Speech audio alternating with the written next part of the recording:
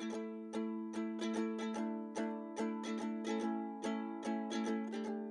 Kong is an endlessly fascinating place for me, and a very inspiring place for me to create artwork. I've been there several times before for a few weeks at a time, but I've never had the luxury of spending an entire year in Hong Kong, so I could develop some intimacy with the city and really get to know the various neighborhoods. Two friends of mine and former Yale-China teaching fellows, Min Tran and Chris Young, introduced me to the neighborhoods of Mong Kok East and Tai Po Market, which I returned to over and over again for subject matter. On previous visits to Hong Kong, I'd sketched mostly around the harbor. I liked the activity of the harbor, the boats, the neon signs. I had not spent any time at all in the New Territories, which is where my family and I lived for this year.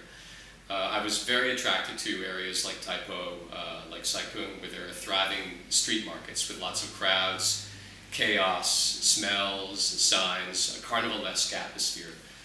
Those were the areas that I focused on for my work.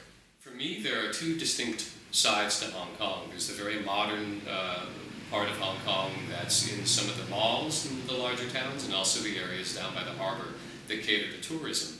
Then there are the more traditional parts of Hong Kong that cater to the local community.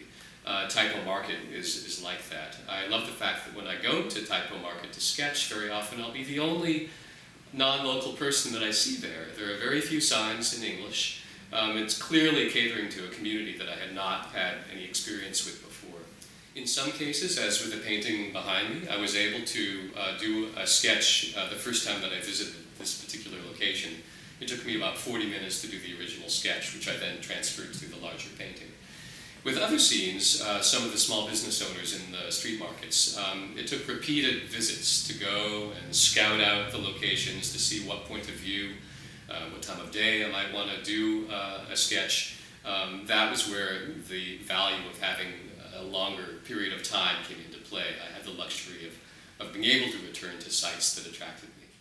I think this is the best series of artwork that I've ever done before. I had never concentrated on portraiture before as subject matter.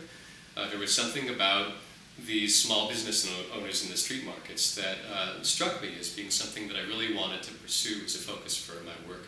And I'm very excited to be able to exhibit it here at Yale-China.